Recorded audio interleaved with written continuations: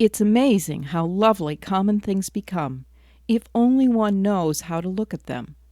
From Marjorie's 3 Gifts, 1877.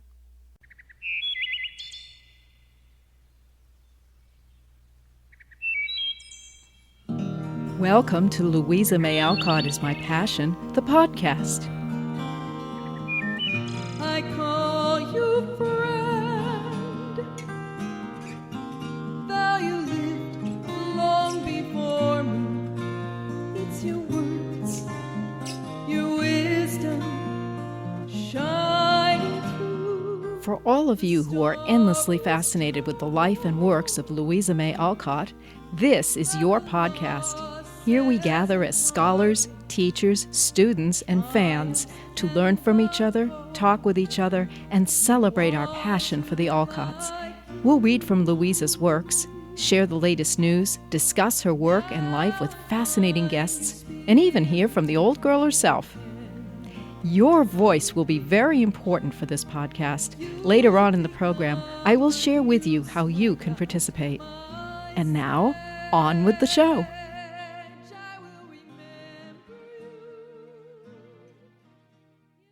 And welcome to the second episode of Louisa May Alcott is My Passion, the podcast.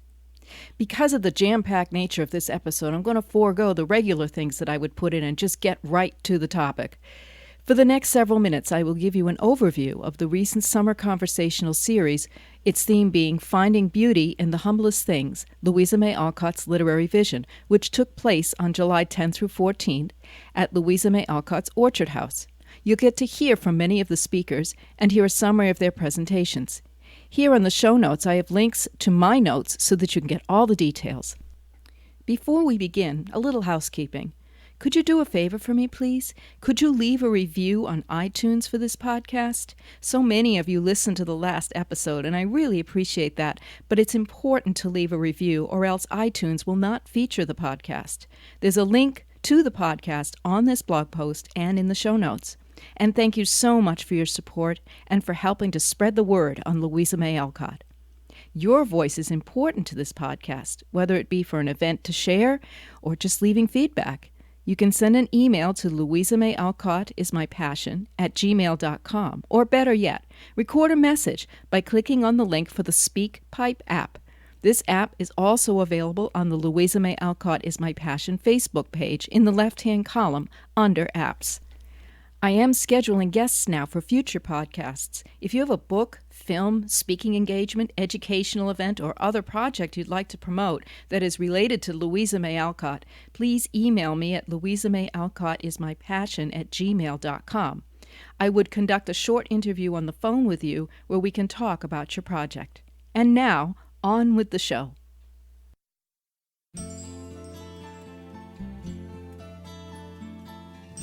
The Summer Conversational Series is a gathering of teachers, scholars, fans, and friends. In fact, many of us dub the week Camp Alcott, and many of us take the week off of vacation just to go. There was a strong sense of community by the end of the week, and a feeling that we must do this again soon. Alcott lovers are generous people, eager to share their knowledge and opinions. It was a fun and invigorating, if not tiring, week that won't soon be forgotten. Let's begin with Dr. Kathleen Davis and her presentation, Bringing Beauty to the World, Youthful Reformers in Louisa May Alcott's Juvenile Fiction. Dr. Davis, full professor in the College of Education at California State University Stanislaus, has been presenting for over 10 years at the Summer Conversational Series. She likely has the largest collection of books by Louisa May Alcott, many first editions, and is the go-to person for information and analysis of Alcott's juvenile works. Let's hear from her. Can you quickly summarize your presentation for us? Sure, if I can remember it. So basically looking at the way that beauty is presented in Louisa's fiction, and I use first names because there's too many Alcotts to not do that, to look at how she talks about being kind to animals, being kind to each other, whether rich or poor, and sharing Christmas joy. And then looking at stories from the short story collections that then show how those things can spread beauty throughout the world in the way that wildflower seeds just kind of spread after you toss them on the ground. Oh, that's lovely. How did you decide upon your presentation? Well, what I do every year is I look at what the theme is, and then I think about everything I know about Louisa's fiction and kind of think what I think I'm going to do. I write a proposal that sometimes is more nebulous than other years. Some years I know exactly what I'm going to do and I can really detail it. And so then I write that proposal in February, and then I forget about it until May when the semester's over. And then I start reading every single thing that I think is going to be important. So I read through all of the short story collections. Some stories I could skip, like that story's not going to help me. I don't have to read that one. And then just started looking for examples of beauty. So usually I've decided what the theme is and what the pattern is, and then I start looking for examples of that pattern. Oh, okay. Because I know her work well enough to know what the patterns are. You do. I would probably say you know more about her work than just about anybody. I definitely know the juvenile fiction better than most of the experts who have spoken here. Because I've read them so many times, and they maybe have skimmed them, but I've read them since I was a teenager. You have an extensive collection, don't you? Yeah. Yeah. Over 100 copies of Little Women, plus everything else. It takes up 2.5 bookcases, maybe 2 2/3 at this point. And after listening to other people speak here, I have a feeling that I might have the largest private collection in the country. Wouldn't be surprised. Yeah, when others talk about it, what they own, and I'm like, yeah, I own like 3 times as much as that. Now, what is your background? You're a teacher, correct? I'm a teacher. I teach in an education department. So my students are preparing to be elementary school teachers. I was an English major in college, though ironically my major was basically in 18th or British literature before 1900. I never took any American courses. I never took any 20th century courses. They didn't make me, so I didn't. But I've been reading and enjoying literature my whole life, and so Alcott was just always the love that I did. And my school did not offer a children's lit class. Though I wrote my thesis. I wrote my honors thesis as an undergraduate on Anne of Green Gables, and some other works by Montgomery. And so then just sort of studied Alcott kind of on the side until I got my first teaching job and I taught literature. And then I had the opportunity to create an intro literature course around a theme, and I used Alcott. And so all we read was Alcott. And so now I teach a children's lit course. We actually don't read Alcott in that class. My students can barely handle Anne of Green Gables. They're not readers, and Alcott is more difficult for a modern reader, particularly for someone who hasn't read a lot of literature.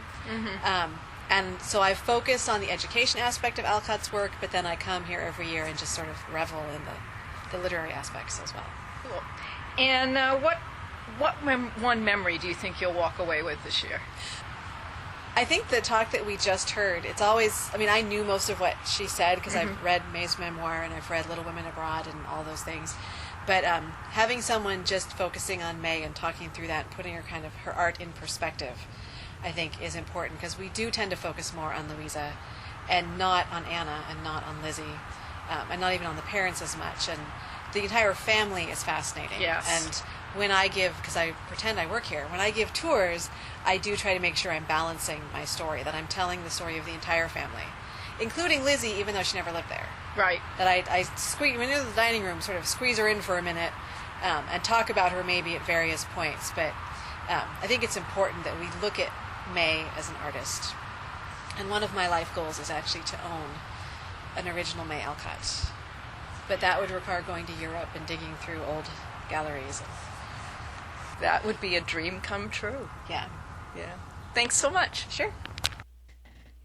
In the 3 themes that Dr. Davis mentioned, kindness to animals, kindness to each other, rich and poor, and sharing Christmas joy, the stories that go along with them are, in kindness to animals, Nellie's Hospital, Old Major, and Ba Ba.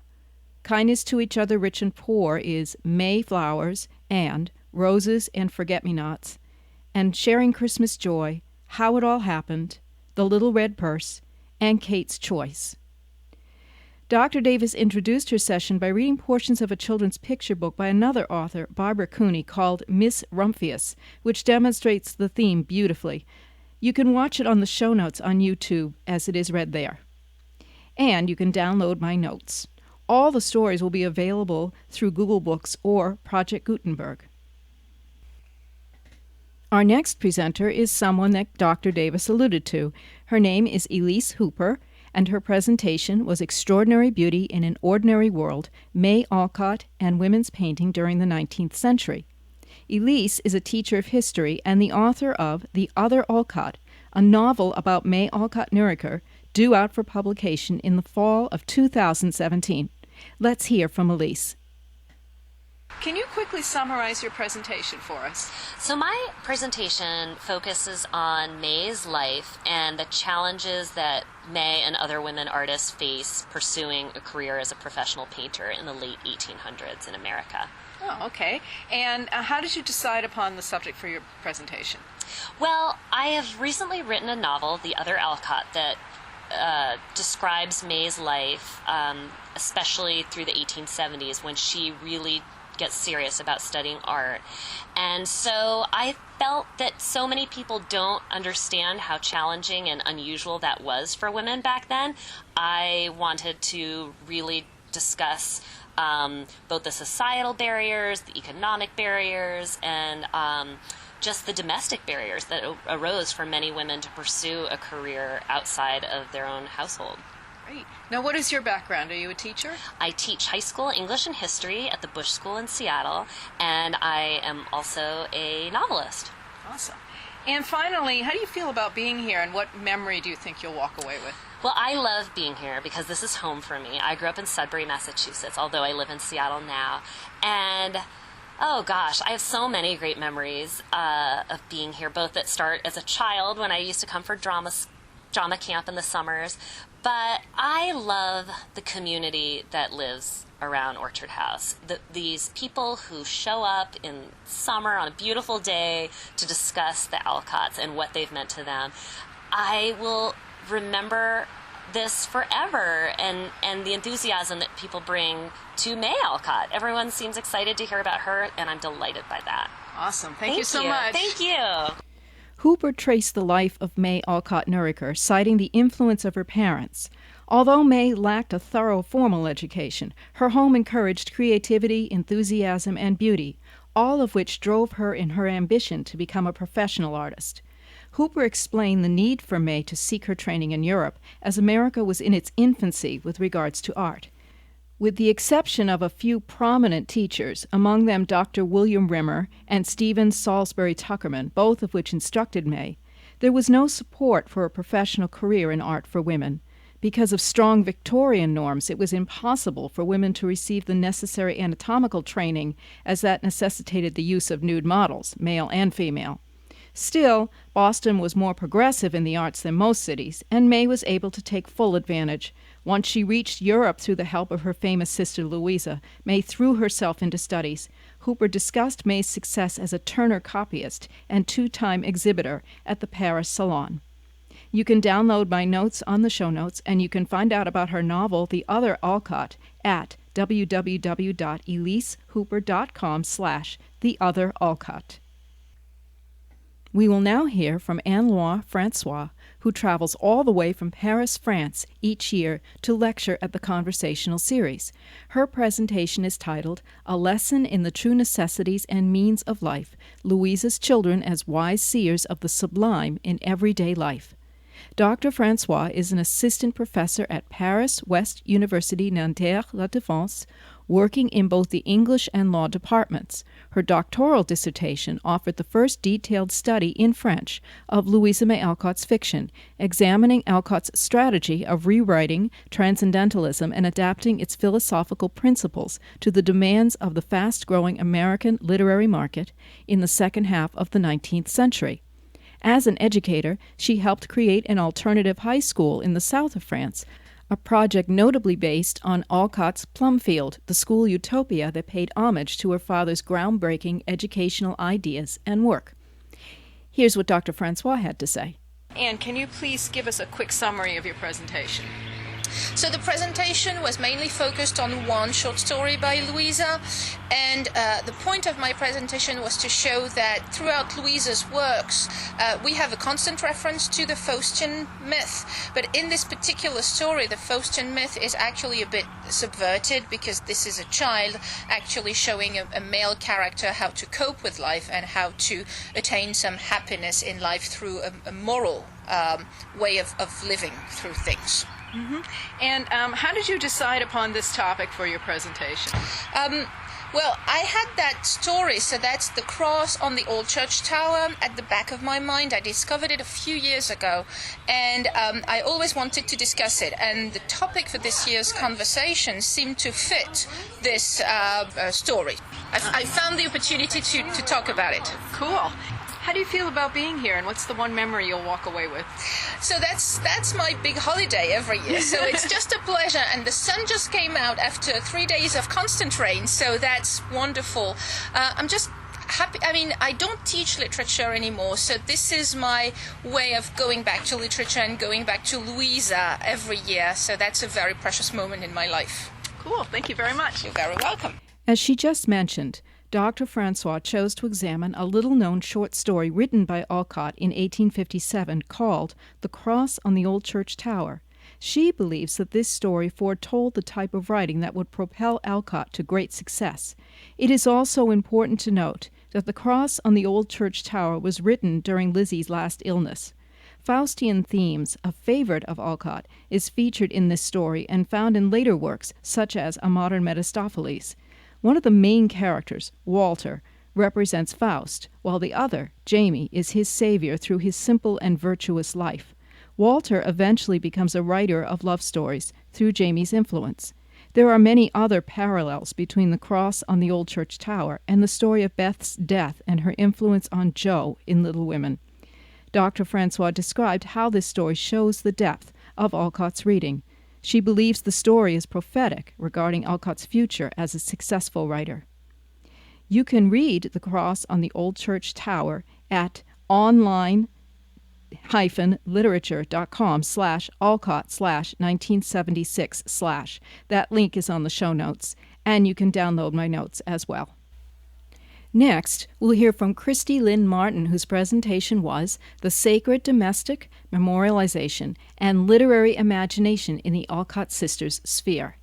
Christy Martin is a registered tour guide for all the historic homes in Concord, including Louisa May Alcott's Orchard House. She is currently doing her dissertation for her Ph.D. on literary tourism in Concord. Let's hear from Christy. Christy, can you summarize for us what your presentation was about? Sure. I looked at the connections between the four Alcott sisters and how Louisa memorialized them in her classic novel Little Women, and how we as readers take that literary imagination and the simple events and artifacts in the book and give them a higher spiritual meaning. Oh, excellent, excellent. And what inspired you to pick that particular topic? I was really inspired by the theme of the conference and the humblest, finding beauty in the humblest things. And the Alcott sisters are a real inspiration for me. So it was really just thinking about how they've inspired me and what things came to mind when I thought of how they represent that beauty in the humblest everyday things of life. And just listening to my intuition. And what is your background? My background started out in archives. I worked at the University of Rochester Library for a while, processing manuscripts, and then I decided to go back to school to Boston University to a PhD program in American and New England Studies. I've studied the Alcotts since I was about 14 years old and have come to know their other literary Concord neighbors through them. So I've studied the whole community for about 20 years now, and I'm working on my PhD at Boston University. About 1 year left to go. I'm working on my dissertation. And you're a tour guide for all the different I am. houses here. It was a dream come true to me that I didn't really expect when I was able to move to the area. I started at the Old Manse and moved on from there to add the Thoreau birthplace and the Emerson House, and finally Orchard House. So Very cool. Very cool. And what memory will you walk away with from Camp Alcott. I think my strongest memory is going to be Louisa herself appearing and giving us a nice performance. I know, that was exciting, wasn't it? And very unexpected. It was very unexpected. It was great. Well, thank you so much. Thank you. Oh, she let the cat out of the bag. Yes, Louisa did appear, and I will mention that in a few moments. Christie's specialty is the Alcott sisters, and in her presentation told true stories of each sister that line up with the fictional tales of the March sisters. The Alcott sisters were known as the Golden Band by their father Bronson, and he wrote beautiful sonnets for each sister. In Little Women, he is the quiet and wise leader of a bustling household of women.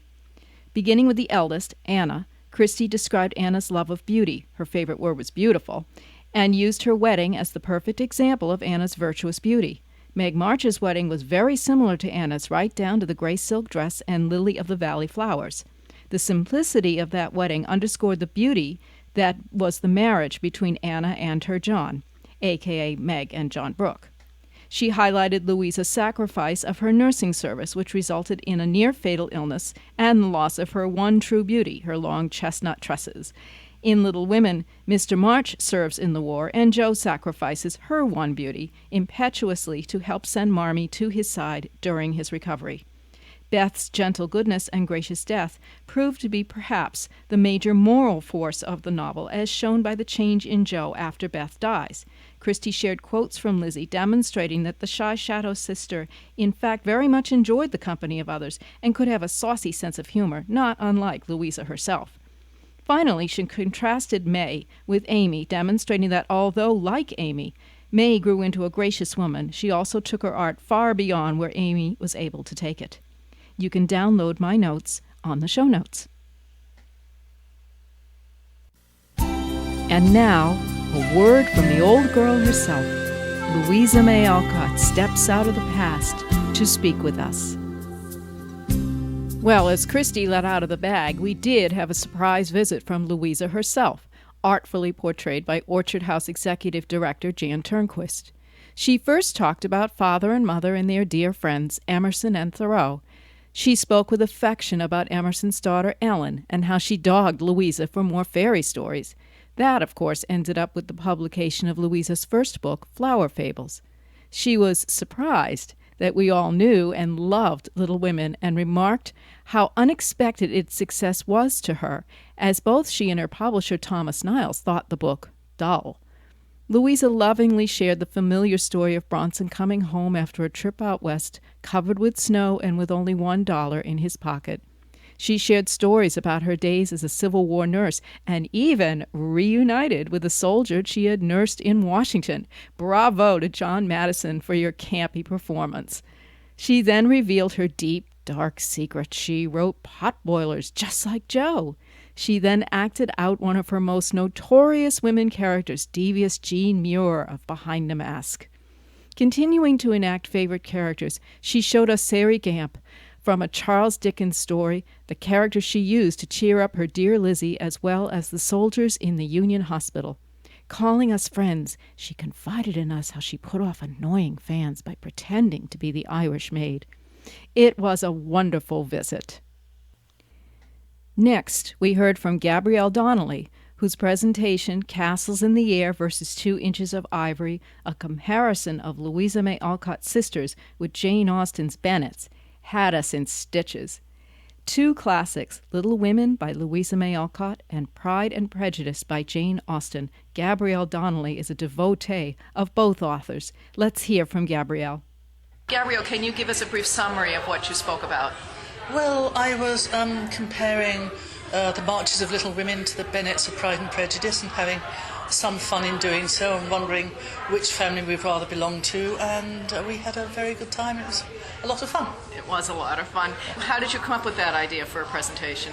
Well, it's a slightly offbeat answer, I guess, but I was just thinking, as you know, the topic of the presentation was finding beauty in the humblest things, and I just kept thinking about a quote from Jane Austen in which she said very firmly that she wrote on 2 inches of ivory, and that was not so much the humblest things as the smallest things. I thought it would just be an interesting comparison. It was a very interesting comparison. I'm glad you thought so. And can you tell us a little bit about your background? Well, I'm a writer and a journalist. I was born in London, I live in LA.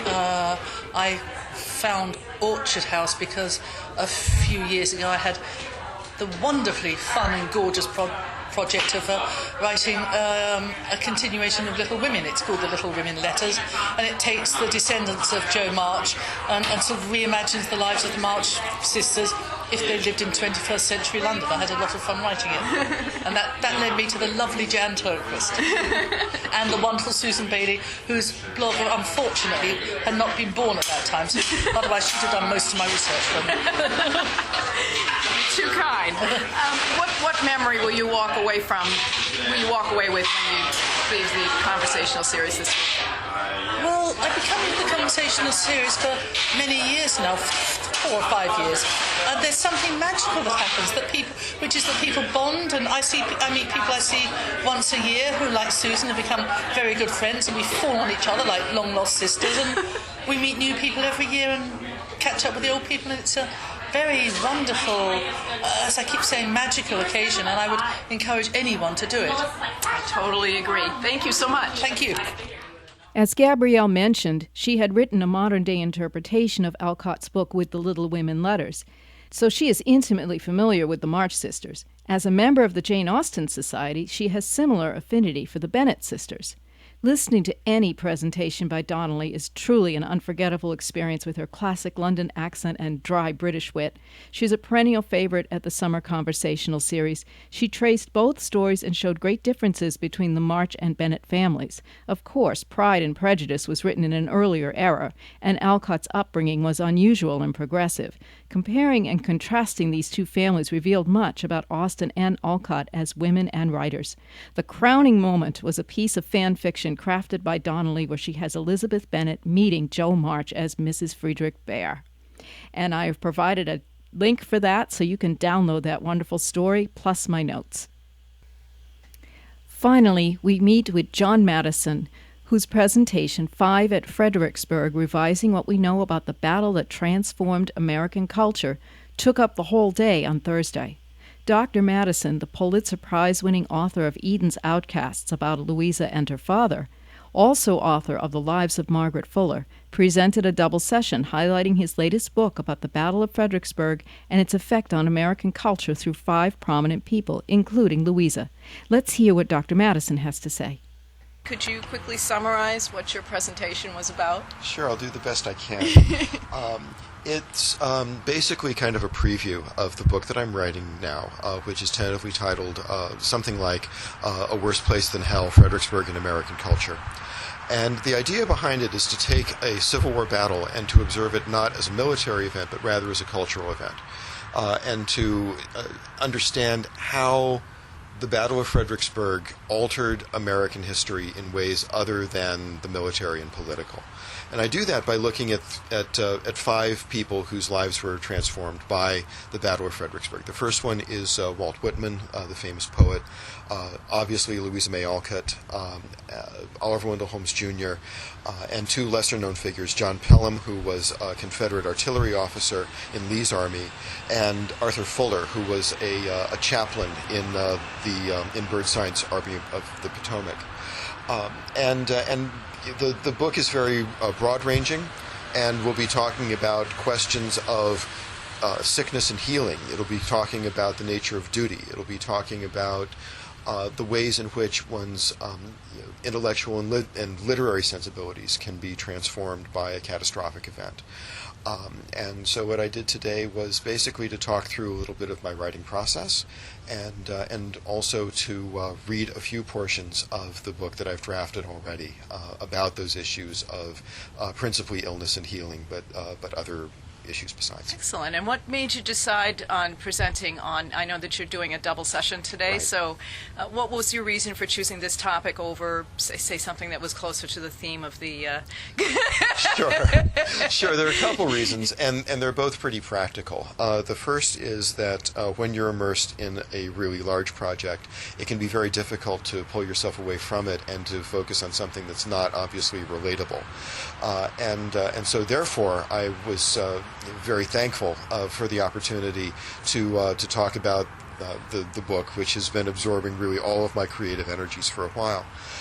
The other reason simply has to do with the fact that the conversational series is one of the best sounding boards that an author could ask for, because it offers an audience that is very enthusiastic, very friendly and indulgent, but at the same time very insightful with the questions that it has to ask of someone who is in the midst of a project but still trying to evolve it as the time goes by. Excellent, excellent. Could you give our audience just a brief overview of your background? Yeah, you bet. Okay, here comes the Belcanto CV. I have a degree in history from Princeton University. I attended Harvard Law School, so I have a JD. I practiced law for a few years before having something of a personal revelation and going back to English graduate school at Columbia University, where I got my doctorate in 1999 in American literature. And since then, I've been a professor at John Jay College of Criminal Justice, which is one of the City University schools in New York. And I'm currently at the level of distinguished professor. And I spend most of my teaching time working with freshmen, teaching them all about writing. Wonderful, wonderful. Yeah. What one memory will you walk away with from this week? The people whom I love and am always reinvigorated and inspired by, when I spend time with them, the friends of longer duration like yourself, Susan, and just some of the really eager, excited young guides from Orchard House who are obviously up and coming. It's fun to see them too. Wonderful. Thank you so much. Pleasure. As Dr. Madison mentioned, his presentation was part book description and part writing process. As several of us are working on book projects, this part of his presentation and the ensuing Q&A was especially helpful. Dr. Madison began by sharing how his new book project, with the working title of A Worse Place Than Hell, a quote taken from Abraham Lincoln, was born through a discussion with one of his editors who pushed him to think big. Dr. Madison shared some of his techniques for staying on track and not becoming overwhelmed by the mountain of research he had acquired. He then got into the meat of the book, describing first the Battle of Fredericksburg and why it was such a bloody disaster. He then introduced the 5 persons transformed by the war, as he mentioned: Walt Whitman, the Reverend Arthur Buckmaster Fuller, Margaret Fuller's brother, Oliver Wendell Holmes Jr., future Supreme Court Justice, and how it shaped his view of the law, John Pelham, quote, the blonde idol of soldier-loving girls, unquote. John was especially captivated by his photo. That's how I felt about Lizzie when I first saw her. He was the youngest soldier to lie in state. And, of course, Louisa May Alcott. You can download my notes. Part 2 of Dr. Madison's presentation was an encore of the presentation he made last May at the Concord Inn, which you can read about on my blog post, and you can find the link in the show notes. With heart and brain both filled to overflowing, our week together ended. The community that has developed as a result of the Summer Conversational Series is supportive, loving, and generous. Although not equal in achievements, perhaps, we are equals in our love for the Alcotts and love nothing better than to share that love with each other and the world. Christy Martin said it perfectly, quote, "My Alcott community is precious to me. It makes the Summer Conversational Series a special occasion.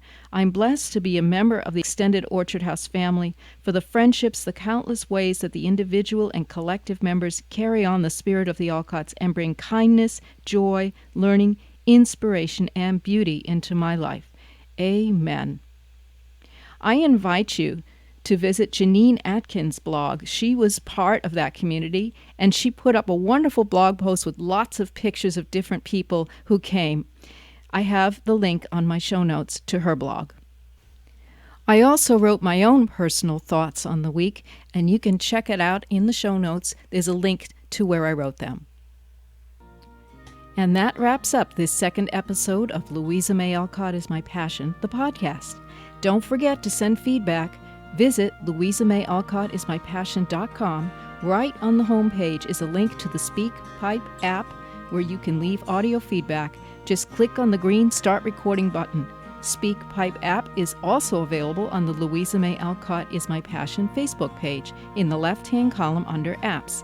Just click on the icon and leave your message. You can also send an email to louisamayalcottismypassion@gmail.com. I will share feedback as time permits. This episode ran long, so I will have to share feedback come August. Remember to tell everyone you know about this podcast. Share on social media and by word of mouth. And don't forget, too, to subscribe on iTunes and leave a review. Just search for Louisa May Alcott is My Passion and leave the review, too. Encourage your friends to subscribe also. I look forward to seeing you next time on Louisa May Alcott is My Passion, the podcast. Don't forget to visit louisamayalcottismypassion.com for upcoming blog posts. In the meantime, remember what Louisa used to say, quote, I want to do something splendid, something heroic or wonderful that won't be forgotten after I'm dead. Go out today and do something splendid. Until next time, this is your host, Susan Bailey, bidding you a fond adieu.